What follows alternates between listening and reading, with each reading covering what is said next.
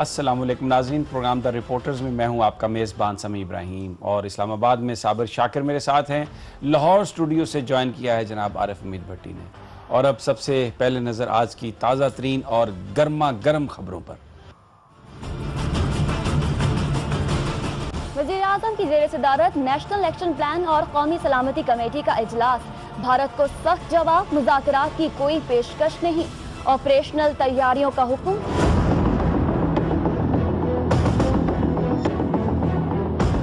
Imran Khan parliament के मुश्तरका इजलास में भी शिरकत नहीं करेंगे।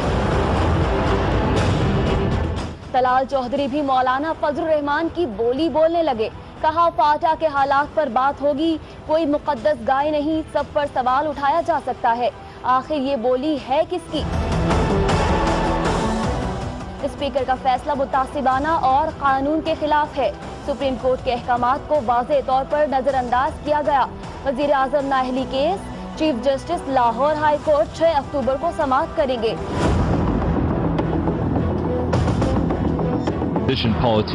लाहौर में लड़की की लाश का मुअम्मा, खादिम आला का बेहतरीन फॉरेंसिक लेबोरेटरी बनाने का दावा कहाँ गया?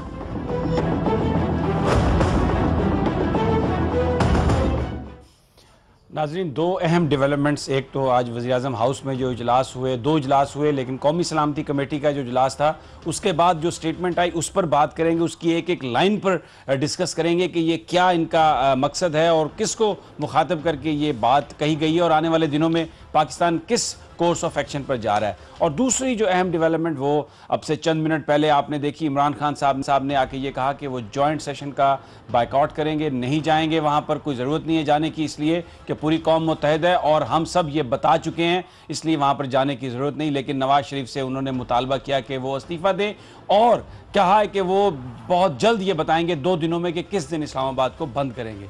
तो अभी इस्लामाबाद बंद करने का ऐलान तो नहीं हुआ, लेकिन दर्जा हरारत बढ़ गया। और सबसे पहले साबिर शाकिर, मैं आपकी तरफ आता हूँ। आज इमरान खान ने जो ये ऐलान किया है कि मैं जॉइंट सेशन का नहीं जाऊँगा जॉइंट सेशन में क्योंकि कश्मीर पर मुत्तहिद है, ज़रा इस पर गुफ्तगू कीजिए कि ये जो जॉइंट सेशन है ये क्या वाकई कश्मीर के लिए या इसके पीछे कुछ और मकासद है जो इमरान खान को पता चल गए हैं जिसकी वजह से वो नहीं जा रहे? उसके लिए तो आप मौलाना फजलुर रहमान साहब की गुफ्तगू और महमूद खान अचकज़ई साहब की गुफ्तगू पिछले दिनों की सुन लें जो उन्होंने पार्लियामेंट में की। असफंदियार वली साहब की आज की भी शामिल करें। असफंदियार वली साहब को भी शामिल करें। ख़ास तौर पे महमूद खान अचकज़ई साहब ने कहा था कि जॉइंट सेशन बुलाया जाए और उसमें ये भी डिस्कस किया जाए कि फ़ॉरेन पॉलिसी, खारजा पॉलिसी का कंट्रोल किसके पास है और वो कौन चला रहा है। तो और दूसरा ये इजलास बुला के तो अपनी फ़ौज की बैशिंग करनी है कश्मीर के नाम पर। मौलाना फजलुर रहमान साहब का भी यही था कि फाटा में तो सूरत हाल कश्मीर से भी बदतर है, वहाँ पे तो बहुत ही हालात ख़राब हैं, वो भी डिस्कस किए जाएं। तो उसको आज एक्नॉलेज किया है तलाल चौधरी साहब ने, जो कि ओपनिंग बैट्समैन है वज़ीर-ए-आज़म हाउस के स्ट्रेटजिक विंग के। उन्होंने आज कौमी असम्बली में बता दिया है कि जनाब कोई भी ऐसी चीज़ नहीं है और फाटा की सूरत हाल है, उस पर भी बात होनी चाहिए, फ़लाँ भी बात होनी चाहिए। तो मकसद वही था और यही चीज़ें पीटीआई को अपने ज़राए से, मेरी बात हुई पीटीआई के सीनियर लोगों से कि आपने ये फ़ैसला क्यों किया है, तो उन्होंने कहा कि हमारे पास ये इत्तलात थी कि ये जो जॉइंट सेशन है इसका बज़ाहिर ये कश्मीर की तरफ, कश्मीर के लिए बुलाया गया, लेकिन ये कश्मीर पे नहीं रहेगा और ये दूसरा रुख इख्तियार कर जाएगा और उसमें किसी भी ऐसी चीज़ पे कोई तवज्जो नहीं दी जानी थी। क्योंकि आप देखें टेक्निकली और प्रैक्टिकली फ़ौज ने अपना इंटरनेशनल बॉर्डर पे भी और एलओसी पे भी पूरी तैयारी कर ली है। आज का प्रेस रिलीज जब अगर इमरान खान पर रहे तो वो हम उस पर चलते हैं। जरा अगर आप इमरान खान की जो बात है उस पर अगर रहे तो ये हो गया, फैसले हो चुके हैं। कल की एक ऑल पार्टीज कॉन्फ्रेंस जो हुई वो भी हो चुका है। उसके बाद जो इमरान खान ने कहा है कि अब जॉइंट सेशन में जाके क्या करेंगे, तकरीरी मुकाबला होगा, क्या कोई खारजा पॉलिसी कल तब्दील हो गई है ऑल पार्टीज़ कॉन्फ्रेंस में, क्या कोई नया वज़ीर खारजा अपॉइंट कर दिया है, क्या कुछ चीज़ें आगे सौंप दी गई हैं कि जनाब ये करें। तो मेरा ख्याल है कि जॉइंट सेशन आगे जाके जो रुख इख्तियार करेगा उसका आपको भी पता है, हमको भी पता है और पीटीआई को भी पता है। भट्टी साहब, ये जो साबर ने बात की है, आज जो कौमी असम्बली में तलाल चौधरी साहब ने तकरीर की जिसका ये जिक्र कर रहे हैं, उसमें उन्होंने अली अहमद खान जो थे, अली मोहम्मद खान जो तहरीक इंसाफ के थे, उन्होंने तकरीर की कि मौलाना को ये बात नहीं करनी चाहिए थी कश्मीर के हवाले से कि जनाब फाटा के लोगों के साथ जुल्म हो रहा है, तो हम कश्मीर की आज़ादी की बात कैसे कर सकते हैं, और ज़रबे अज़ब फाटा के लोगों के खिलाफ है, दहशतगर्दों के खिलाफ नहीं। तो इस पर तलाल चौधरी ने यह कहा कि कोई मुकद्दस गाय नहीं है, जो मौलाना फजलुर रहमान ने कहा उस पर बात होगी और हो सकती है, और ये गद्दारी का सर्टिफिकेट ना दें। तो जो इमरान खान ने ना जाने का फैसला किया है, बहुत सारे यहाँ पर इस्लामाबाद में ये खदशात हैं कि जो जॉइंट सेशन है इसको वो इस्तेमाल करे, मुस्लिम लीग नून इस्तेमाल करेगी, हुक्मरान जमात इस्तेमाल करेगी पाकिस्तान फौज की बैशिंग के लिए, इस नाम पर कि खारजा पॉलिसी तो हमारे पास है ही नहीं, ये खारजा पॉलिसी ये बना रहे हैं, और ये इसलिए इमरान खान साहब वहां पर नहीं जा रहे हैं। आपके पास क्या इत्तलात हैं? बिस्मिल्लाहिर्रहमानिर्रहीम। सभी साहब, गुजारिश है जो कल एपीसी बुलाई गई या कल जॉइंट सेशन बनाया जा रहा है, मेरे ख्याल में तो दोनों बेमकसद है। पाकिस्तान की कौम जानती है, पाकिस्तान की अवाम जानती है कि इंडिया एक दहशतगर्द मुल्क है और पाकिस्तान की तरफ दहशतगर्दी फैला रहा है। सफारती सतह पर हमारी हुकूमत शायद वो काम नहीं कर सकी जो उसकी असल जिम्मेदारी थी कि दुनिया को बताए कि पाकिस्तान दहशतगर्दी का शिकार है और इंडिया दहशतगर्द मुल्क है। अब उन दोनों चीज़ों को नाकामी करने के लिए इन्होंने कभी एबीसी का इजलास बुला लिया, जब बता पूछे कि जब ज़रबे अज़ब शुरू किया तो तुमसे पूछा गया था। भाई आप तो लोग तो कह रहे थे कि मुज़ाकरत करो उनसे, उनके पास जाओ। जब कराची में ऑपरेशन एंजन ने शुरू किया गया, आपसे पूछा गया था, फैसला किया गया कर लो। अब पाकिस्तान की हिफाजत जो है ना, उसकी सरहदी और अंदरूनी साजिशों से निपटना है फौज ने। मौजूदा हुकूमत कोई ऐसा काम नहीं करेगी जिसका क्रेडिट पाक फौज को जाए। दूसरी तरफ आप रह गई कि असफंदियार अली वाले साहब ने जो फरमाया, या मोहतरम क्या नाम है महमूद अचकज़ई साहब, या तीसरे जो चौधरी साहब का आपने नाम लिया, उनको तो मैं समझता हूँ टीवी, नेशनल टीवी पे जिक्र भी नहीं होना चाहिए। ये सारे एक माइंड सेट है। एक तरफ आपको नजर वो आएंगे जो इन्होंने सारी उम्र करप्शन के जरिए पाकिस्तान को कंगाल किया, पाकिस्तान के ऊपर इतने कर्जे जात आ गए तो हमारी 7 नस्लें भी कर्जा तो उतार नहीं सकती। एक तरफ वो सारी ताकतें इकट्ठी हो गई, खा वो मुस्लिम लीग नून हो, असवद यार वली साहब हो, महमूद अचकज़ई साहब हो, पाकिस्तान पीपल्स पार्टी, और दूसरी तरफ एक ताकत है जो कहते हैं कि जिन्होंने पाकिस्तान से लूटा है माल उनका वापस लिया जाए। वो बज़ाहिर अभी तक तो मुझे एक तरीके इंसाफ नजर आ रही है। कल वो क्या काम करती है क्या नहीं, कल वो उन्होंने ना जाके बेहतर फैसला किया है। मुझे बताए ना, मादी में खुद मोहतरम बिलावल भुट्टो साहब ने कहा हम कश्मीर के इलेक्शन को नहीं मानते, धांधली हुई है, मोदी का जो यार है गद्दार है। किसी एक मसले पे अमली इकदाम उन्होंने की है, एक चीज बता दे, एक सिंगल। तो लिहाजा अब कौम को बेवकूफ बनने की बजाय फैसला ये करना है कि पाकिस्तान को दहशतगर्दी और करप्शन से पाक करना है। इस किस्म के जॉइंट सेशन बुलाकर फौज की करैक्टर असैसिनेशन करनी है ताकि इंडिया आपकी कई गुफ्तगू से अपने मुल्क और दुनिया में जहर उगल सके कि पाकिस्तान के सियासतदान भी हमारे साथ मिले हुए हैं। मेरा ख्याल है इसकी जरूरत नहीं थी। आप कहना ये चाह रहे हैं कि ये जो जॉइंट सेशन है ये इसलिए बुलाया जा रहा है कि पाकिस्तानी फौज पर बैशिंग की जाए, मौका दिया जाए इंडिया के मीडिया को या बैरूनी मीडिया को कि ये जो साहब की तकरीरें, यार वाली मौलाना फजलुर रहमान की इनकी तकरीरें कल निकाल लीजिएगा, असल मकसद इनका टारगेट क्या होगा। यही कहेंगे कि खारजा पॉलिसी कौन डील कर रहा है, अमन का पैगाम हो, ये हो, और ये बेसिकली फौज की बैशिंग करेंगे सारी की सारी। बिल्कुल। अच्छा, मैं साबिर, जो आज असफंदियार वली ने जो तकरीर की, उन्होंने आज कहा ये जो अगर आप छोटे सूबों में जाएं तो वो पंजाब से मुराद उनकी पाकिस्तान की फौज होती है। आज वो आ गए अचानक बड़े अरसे के बाद।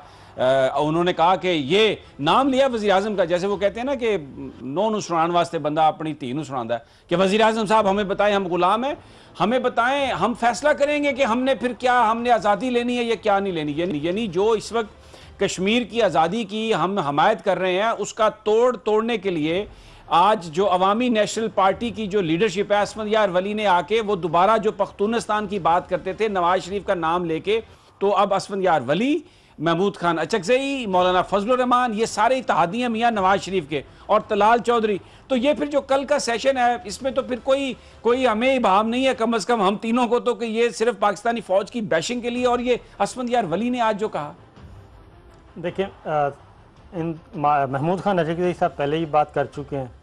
उन्होंने कहा कि तारीख़ की रोशनी में देखना पड़ेगा कि जनाब ये फाटा और डेवरन लाइन क्या थी। तो उसका जवाब बहुत अच्छा दिया था डॉक्टर शरीफ मज़ारी ने कि तारीख़ में तो फिर हम पूरा पाकिस्तान जो है, पूरा खिता वो बरतानिया का था, बरतानिया के ज़ेर साया था, तो इसका मतलब है कि पूरे का पूरा हिंदुस्तान ही दोबारा क्वेश्चन हो गया।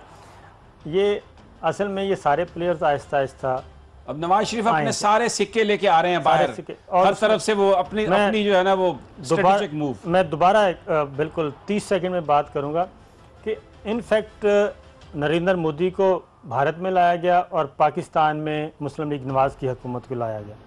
पीछे अमेरिका था, उनका ये सारा डिज़ाइन था कि भारत की सुपरमेसी कायम करेंगे और पाकिस्तान उनके साथ बहुत ही बगल बच्चा बन के रहेगा और कोई हेजिटेट नहीं करेगा। वो सारा प्लान जो है वो ख़राब हो गया। बिल्कुल ठीक है। और CPEC आ गया दरमियान में, उसके बाद जनरल राहिल शरीफ आ गए, उन्होंने ज़रब ऑपरेशन शुरू कर दिया, दहशतगर्दी के ख़िलाफ़ जंग में अपना एक इंडिपेंडेंट पॉलिसी का ऐलान कर दिया और उन्होंने अपने इलाके का सफाया कर दिया। सूरत हाल तब्दील होगी। अब वो तमाम जो प्लेयर्स हैं उनको मसला बन गया। वो कभी महमूद खान नजरगदी साहब को ले आते हैं, मौलाना फजलुर रहमान साहब को ले आते हैं, मियाँ साहब खुद भी आ जाते हैं और उनके जो ओपनिंग बैट्समैन हैं, DA हैं, TC हैं, वो आ जाते हैं, वो गुफ्तगू फरमाते हैं। तो आज वली खान साहब जो असफंद यार वली, वो भी उसी सिलसिले की कड़ी है। और जैसे 29 नवंबर आएगा, देखें ना, ये बहुत कुछ हो। आप ये जो आज की है ना, इसमें बात करते हैं, मैं बताता हूँ, ये बहुत रेलेवेंट है। ये मैं बिल्कुल ये रेलेवेंट है। आज की जो रेजोल्यूशन है या जो अलामिया है अपना कौमी सलामती कमेटी का, ये सारे क्यों बाहर निकल रहे हैं बारी बारी? उसका मकसद ये है कि फौज को क्वेश्चन किया जाए। राइट, ठीक है, क्योंकि इसमें आगे जाके बात करेंगे राज की क्या बात है। मैं ये बिल्कुल इस पर तो हम आगे जाके बात करते हैं, लेकिन अभी इसी हवाले से जो आज मीटिंग हुई भट्टी साहब, उसमें मैं आपको फुटेज दिखाना चाहता हूं। और वो इसलिए दिखाना चाह रहा हूं कि जो लोग मुस्लिम लीग नून से ताल्लुक रखते हैं उनको ये पता है कि मियां मोहम्मद शरीफ साहब जो नवाज शरीफ साहब के वालिद थे, उनकी जो डॉक्ट्राइन थी, वो जब लोगों से मीटिंग में मिलते थे तो जिसके साथ एक हाथ से मुसाफा करते थे वो ज़रा थोड़ा सा नाराज़गी का इजहार होता था, और मीटिंग में 2 हाथ से मुसाफा करने का मतलब ये था कि ये अपना ही है। तो क्योंकि मियाँ साहब भी उनसे ट्रेनिंग लिए उन्होंने, तो आज जो PM हाउस की मीटिंग है, मैं ज़रा आपको उसकी फुटेज आपको दिखाता हूँ जिससे आप अंदाज़ा लगाएं कि मियाँ साहब फिर किस तरह से मियाँ साहब अंदर आ रहे हैं। ये देखें, पार्टिसिपेंट से उन्होंने एक हाथ मिलाना शुरू किया। ये एजाज चौधरी साहब, इसहाक डार साहब से 2 हाथ, फातमी साहब से 1 हाथ मिलाया, जनरल राहिल शरीफ से भी 1 हाथ मिलाया। और उधर देखिए दोनों हाथ आए इनके परवेज रशीद साहब के, दोनों हाथ से वो आ गए, क्योंकि परवेज रशीद साहब को पता है कि डॉक्ट्राइन क्या है। ये भाग के आए हैं परवेज रशीद साहब, दोनों हाथ लेके आगे आए हैं, उनको पता है कि दोनों हाथों का क्या मतलब है। ये देखिए परवेज रशीद साहब। अब जरा आगे बढ़ते हैं और देखते हैं कि दूसरे पार्टिसिपेंट्स के साथ किस तरह मिलते हैं। परवेज खटक साहब, मुराद अली शाह 1-1 हाथ, सनाउल्लाह जहरी 2 हाथ बलूचिस्तान है, शहबाज शरीफ साहब 2 हाथ, गिलगित के वज़ीर आला भी 2 हाथ, अब झगड़ा साहब भी 1, और ये जंजुआ साहब भी 1 हाथ, रिजवान अख्तर साहब ISI के चीफ भी 1, और अब ये आगे DGMI और जो दूसरे ऑफिसर्स हैं, इन सब के साथ 1-1 हाथ से मुसाफा किया। तो साबिर साहब, ये जो मियाँ साहब ने एक हर चीज़ इनकी बड़ी सिंबॉलिक होती है, और मियाँ शरीफ साहब इस पे बड़ा बिलीव करते थे। अगर आप किसी पुराने मुस्लिम लीगी से मिलें तो वो आपको बताएगा कि अगर आप मिलने के लिए जाएं 2 मिनट किसको बिठाना है, 3 मिनट किसको बिठाना है। ये तो पंजाब का एक कल्चर है कि गर्मजोशी के साथ जिससे मिलना हो तो वो दोनों हाथ आगे बढ़ाए जाते हैं और गर्मजोशी से मिला जाता है। लेकिन एक ही मीटिंग में आप पाकिस्तानी फौज का सिपा सलार, उससे आप 1 हाथ से मिलें, जिससे बहुत ज्यादा बेतकल्लफी हो उससे बगलगीर हुआ जाता है। तो आपने इसहाक डार साहब का कहा है कि 2 हाथ, वो 2 नहीं थे, वो मेरा ख्याल 1.5-2 के नहीं, वो तो आगे बढ़ रहा था हाथ ना, वो जल्दी से पीछे। आप जरा दोबारा देख लें, इसहाक डार साहब का दोबारा दिखा दें जी। साबिर साहब मेरी बात नहीं मान रहे। नहीं, वो अगर दोबारा दिखा दें, ये देखें इसहाक, अब ये देखिए दूसरा हाथ गया वहां पे, नहीं है, दूसरा हाथ गया वहां पे। भट्टी साहब, आप लाहौर में हैं, ये जो मैंने डॉक्ट्राइन बयान किया, जो फलसफा मियां मोहम्मद शरीफ साहब का, आप इससे, आपको भी इसका पता है? सभी सब गुजारिश ये है कि मुझे इनका तो इतना नहीं पता, एक बड़ी मशहूर मिसाल है कि रस्सी जल गई बल नहीं गया। जब दिल में नफरतें हो, नापसंदगी हो और जुबान पर आप कहना चाहे लेकिन आपके से अल्फाज निकल ना पाए, तो फिर आपका चेहरा आपका साथ नहीं देता। आपने ये जो फुटेज चलाई है ना, जब वो चीफ ऑफ आर्मी स्टाफ से मिल रहे थे, उसको 2-3 दफा गौर से देखे। ऐसे लग रहा था कि यार क्या मैं इसको भी हाथ में लाऊं, लेकिन अब यकीनी बात है वो चीफ ऑफ आर्मी स्टाफ है, उनको इग्नोर वो कर नहीं सकते। अल्लाह ताला ने उनको इज्जत दिया, जैसे मियाँ साहब को तीसरी दफा कौम पर मुसल्लत किया है, इसी तरह उनको भी दिया है। गुजारिश ये है कि ये जो फुटेजें आती हैं इनमें हकायक नहीं होते। इन मीटिंगों से पहले जो 2 घंटे पहले मीटिंगें होती हैं ना, असल फैसले उनमें हो जाया करते हैं। ये एक वैसे ही फोटो सेशन होता है लोगों को बेवकूफ बनाने के लिए, जहां पीटीवी जाता है, कोई और इंडिपेंडेंट जर्नलिस्ट जा ही नहीं सकता। फिर उसको ये परवेज रशीद साहब खुद क्लियर करते हैं, इसको चलाना।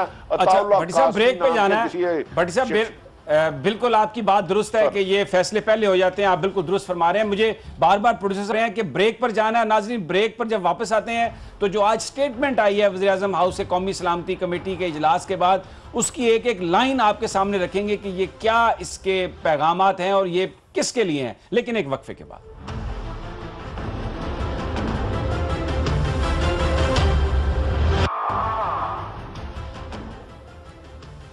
वेलकम बैक नाजरीन। अब गुफ्तगू करते हैं, जिक्र करते हैं जो आज स्टेटमेंट आई है वज़ीर आज़म हाउस से, जो नेशनल सिक्योरिटी कमेटी की मीटिंग के बाद आई है। साबिर, ये मेरे हाथ में है स्टेटमेंट, आपने भी इसको देखा है, एक एक लाइन हमने इसकी पढ़ी है।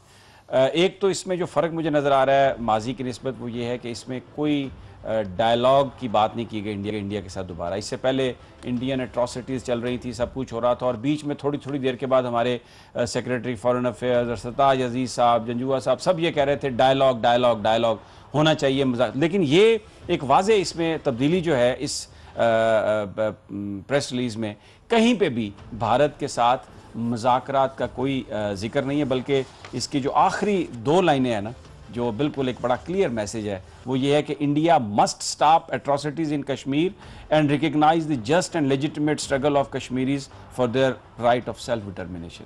यानी सीधी सीधी ये बात कह दी गई है कि जनाब आप ये बंद करें और कश्मीर के अंदर लोगों को अपना मुस्तकबिल चुनने का हक दें। एक तो इसमें ये है। उसमें एक और भी ऊपर, इससे ऊपर आए तो उसमें उन्होंने कहा है कि पाकिस्तान अपनी सॉवरेंटी की और इंटेग्रिटी, टेरिटोरियल इंटेग्रिटी के लिए किसी भी सतह पर जा सकता है।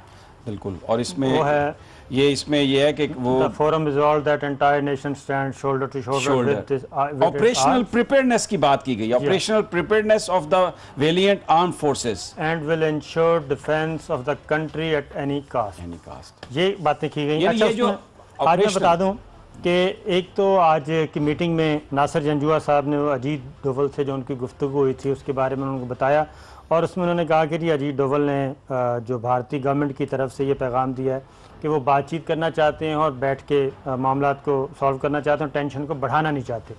लेकिन दूसरी जानिब मैं बता दूं कि चाइना हमें बता रहा है, सैटेलाइट के ज़रिए वो मॉनिटरिंग कर रहा है, वहाँ से पिक्स ली जा रही हैं जो इंडियन साइड पे, और ह्यूमन इंटेलिजेंस के ज़रिए भी वो इंडिया बिल्कुल अपोजिट तस्वीर दिखा रहा है, जबकि अपनी तरफ वो 10-10 किलोमीटर तक का इलाका खाली करवा चुका है, ख़ासतौर पर पंजाब पे।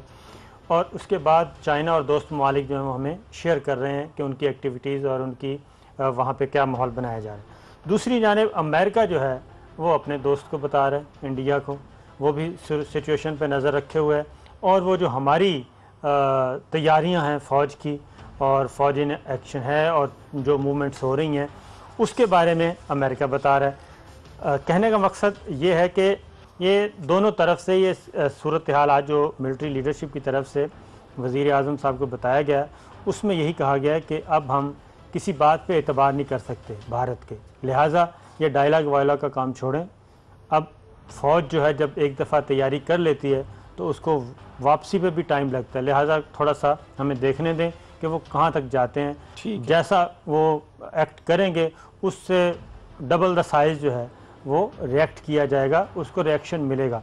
इसलिए ये आज की जो प्रेस रिलीज़ है उसमें वाज़े तौर पर ये जो है ना टॉक्स और बातचीत और मुज़ाकरात, ये दरवाज़ा बंद रखा गया, बिल्कुल बंद रखा गया। अच्छा भट्टी साहब, इसमें एक पैरा जो है वो बड़ा इंपॉर्टेंट है जो अभी अमेरिका का जिक्र कर रहे थे, उसमें यह है कि participant of the meeting noted that Pakistan is effectively fighting terrorism and has made progress.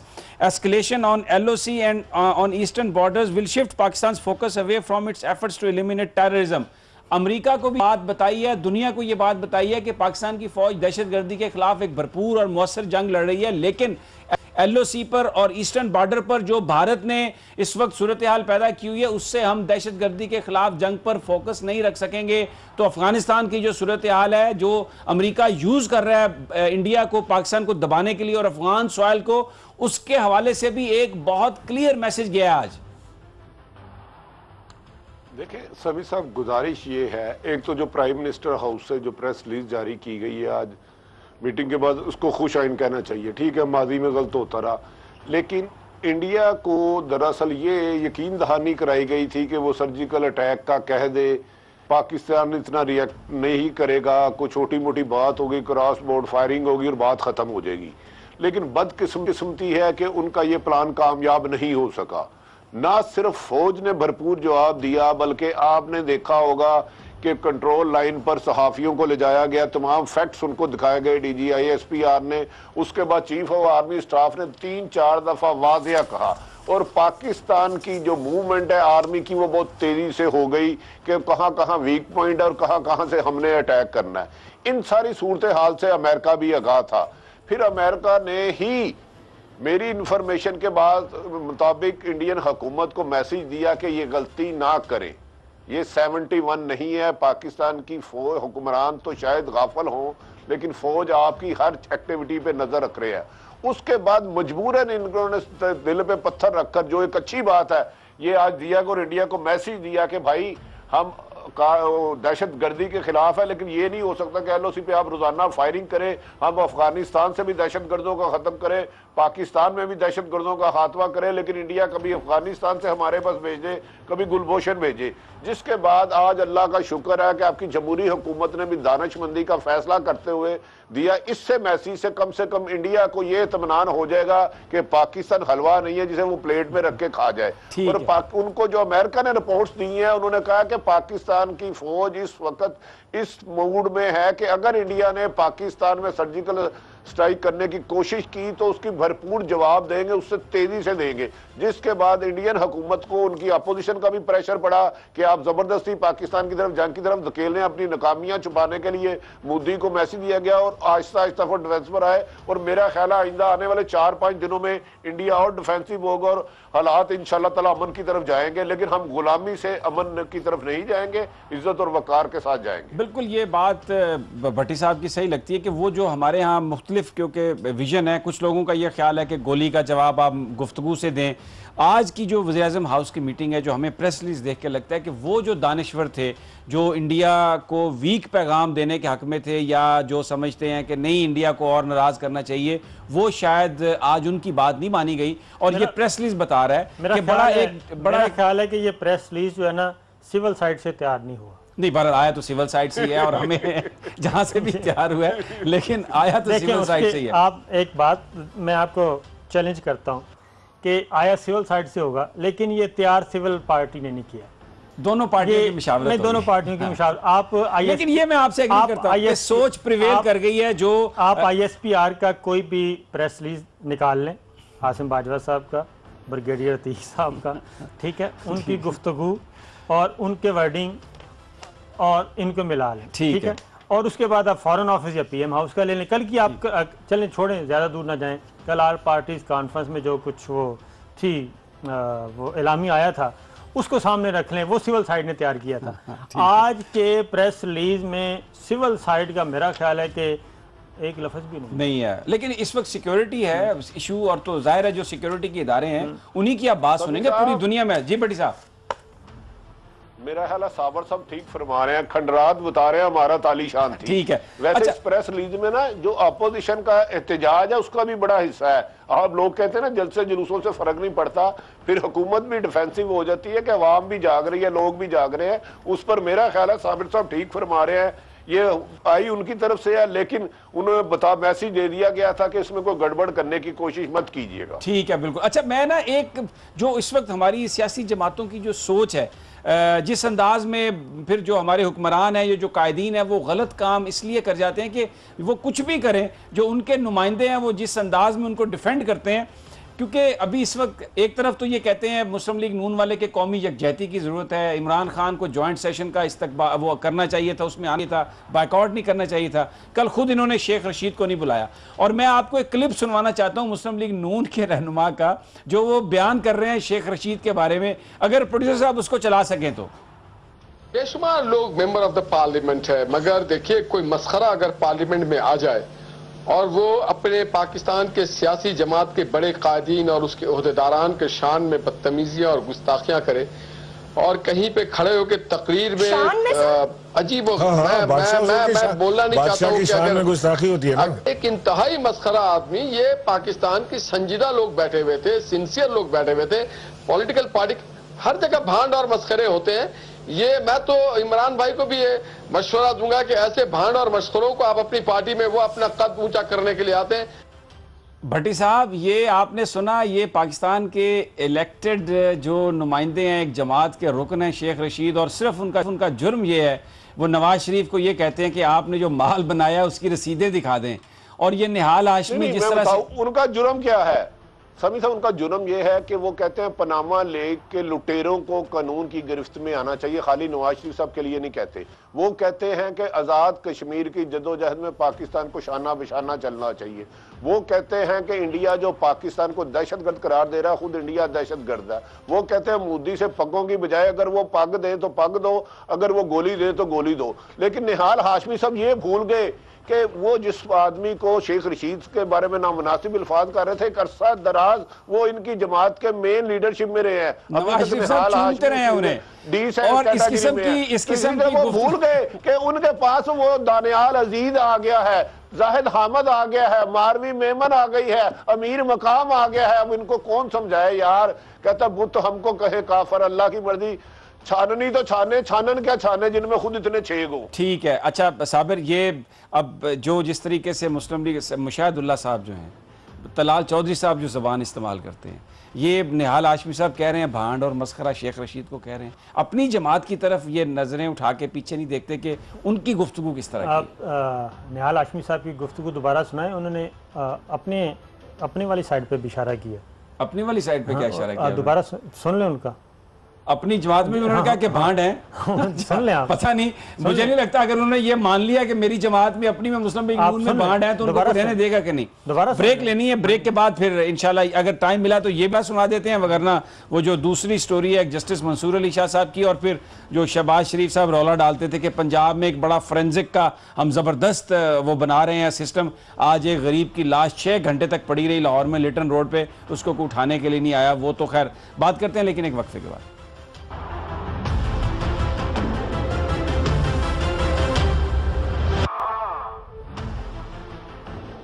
Welcome back नाजरीन। ब्रेक पर जाने से पहले कह रहे थे साबिर शाकिर के वो जो फुटेज है निहाल हाशमी साहब की, वो ज़रा दोबारा सुनवा दें, दोबारा सुनवाएं ज़रा। वाकई इन्होंने ज़रा गौर से सुनी है, और जो बात इन्होंने कही है वो मैंने वाकई इतना गौर से नहीं सुनी थी। सुनवा दें जी प्रोड्यूसर साहब। पॉलिटिकल पार्टी हर जगह भांड और मस्खरे होते हैं, हर जगह भांड और मस्खरे होते हैं, हर जगह भांड और मस्खरे होते हैं। ये मैं तो इमरान भाई को भी ये मशवरा दूंगा। बात तो सही कह रहे हैं, और आपने भी बड़ा सही पकड़ा कि हर जगह भांड और मस्करे होते हैं। मुझे नहीं पता अब इनका मुस्तकबिल क्या होगा, लेकिन बड़े आदमी हैं, फिर भी मान तो रहे हैं कि निहाल हाशमी साहब पॉलिटिकल वर्कर हैं, और ये भांडों से मुझे लगता है ये भी तंग है। नहीं, वो हाँ सही बात करते हैं। वो निहाल हाशमी साहब पॉलिटिकल वर्कर हैं पुराने, और एक अपनी मेहनत से पहुंचे हैं, कोई शॉर्टकट नहीं उन्होंने लगाया, तो उनको पता है कि किस पार्टी में कौन ठीक है। अब आते हैं जस्टिस मंसूर अली शाह की। भट्टी साहब, आज आपके शहर में लाहौर हाई कोर्ट के चीफ जस्टिस ने 6 अक्टूबर को जो एक पिटीशन है कि स्पीकर ने रेफरेंस नहीं भेजा नवाज शरीफ साहब का इलेक्शन कमीशन के पास और ख़ुद ही उसे रिजेक्ट कर दिया, ये गलत है, अनलॉफुल है, सुप्रीम कोर्ट के अहकामात की खिलाफ वर्जी में है, उसकी इब्तदाई समाअत के लिए मंसूर अली शाह साहब ने 6 अक्टूबर की तारीख चुनी है। अब मंसूर अली शाह साहब जो जज हैं, वैसे तो हमारी सारी अदलिया आज़ाद है, लेकिन जाहिर है इंडिविजुअल मैटर करते हैं, उनके जो फैसले हैं वो बड़े दबंग फैसले हैं। और आज पाकिस्तान में आप पंजाब में किसी आदमी से पूछ लें, जो जस्टिस मंसूर अली शाह साहब की इंडिपेंडेंस है और उनकी जो इंटेग्रिटी है उसके हवाले से कोई क्वेश्चन नहीं है। किस तरह से देखते हैं आप? रिपोर्टर से आपकी बात तो हुई होगी, क्या खबर है? देखिए सभी, मैंने इस सिलसिले में 2-3 वकला से भी बात की। एक तो जैसे आपने फरमाया मंसूर अली शाह साहब की क्वालिटी, पे कोई क्वेश्चन नहीं कर सकता। बहुत ज़्यादा ऑनेस्ट है और सख्त आते सारी उन्होंने अदलिया की जो वीक पॉइंट्स थे उन पे जिक्र किया, उनमें बेहतरी लाने की कोशिश की। बाद वकला की ये कहना है, जो आईनी माहिरीन है उनका कहना है इस पिटीशन में बहुत ज़्यादा जान है और इस पाकिस्तान की आइंदा सियासत के लिए ये बहुत अहम पिटीशन होगी। अगर चीफ जस्टिस पैनल में खुद बैठते हैं और सुनते हैं, इसका फैसला पाकिस्तान की सियासत का रुख बदल सकती है। हो सकता है कि सुप्रीम कोर्ट में जाके इसका फैसला चेंज हो जाए, लेकिन कंपैरेटिवली ये अब अदलिया ने फैसला करना है, वो बेहतर जानते हैं। लेकिन उनका कहना है कि ये जज साहब किसी से नरमी नहीं बरतेंगे और ना किसी के खिलाफ बायस्ड होते हैं, बिल्कुल न्यूट्रल कानून के मुताबिक फैसला करें। ठीक है। अच्छा साबिर, मेरी जो कुछ लोगों से बात हुई कि अगर फैसला लाहौर हाई कोर्ट से ये आ जाता है कि स्पीकर ने जो रेफरेंस नहीं भेजा इलेक्शन कमीशन के पास ये गलत है, तो इससे दो चीज़ें होंगी। एक तो जो स्पीकर साहब रोज़ आके ड्रम बीट करते हैं कि जनाब मैं हूँ बड़ा, मैंने तो अनबायस हूँ और मैं बड़े मुतवाज़न होकर चलाने की कोशिश करता हूँ, उनकी ज़ात पर एक बहुत बड़ा सवालिया निशान आ जाएगा। और दूसरा मॉरल विक्ट्री होगी इस बात की जो कह रहे हैं कि नवाज शरीफ साहब नाहल हो चुके हैं और सुप्रीम कोर्ट के फैसलों की जो रोशनी, क्योंकि इसमें जो एक पॉइंट है वो ये है कि जो डिपेंडेंट के बारे में जो अगर आप कर देते हैं और उसके जो सोर्सेज ऑफ इनकम आपको बताने पड़ते हैं, तो मरियम साहबा तो डिपेंडेंट थी नवाज शरीफ साहब की, और ये जो पॉइंट है बड़ा एक लीगल और वैलिड। देखिए इस पिटीशन में ना कोई डिस्क्वालिफिकेशन की बात नहीं है कि ये पिटीशन इलेक्शन कमीशन को भेजा जाए रेफरेंस, वो ये कह रहे हैं। ये पिटीशन, इसमें डिस्क्वालिफिकेशन वाली बात नहीं कि डिस्क्वालीफाई कर दिया जाए, बल्कि इसमें स्पीकर के फैसले को चैलेंज किया गया है कि स्पीकर ये इख्तियार रखता है या नहीं। मेरा अपना स्पीकर ने जो फैसला इख्तियार रखने की बात नहीं है, नहीं भेजा स्पीकर ने जो फैसला किया है वो गलत है, गलत है ना। ये है तो अगर कोर्ट कहती है कि स्पीकर का फैसला गलत है और इलेक्शन कमीशन को जाना चाहिए, तो अब फिर नवाज शरीफ साहब तो। अब मैं आपको बताता हूँ कि ये इतना बड़ा कॉन्स्टिट्यूशनल मैटर है कि स्पीकर के अथॉरिटी को चैलेंज किया जा सकता है कि नहीं। ये इस पे बहुत लंबी चौड़ी डिबेट होगी और ये जानदार किस्म का मुकदमा है दोनों तरफ से, एक बात तो ज़हन में रखें।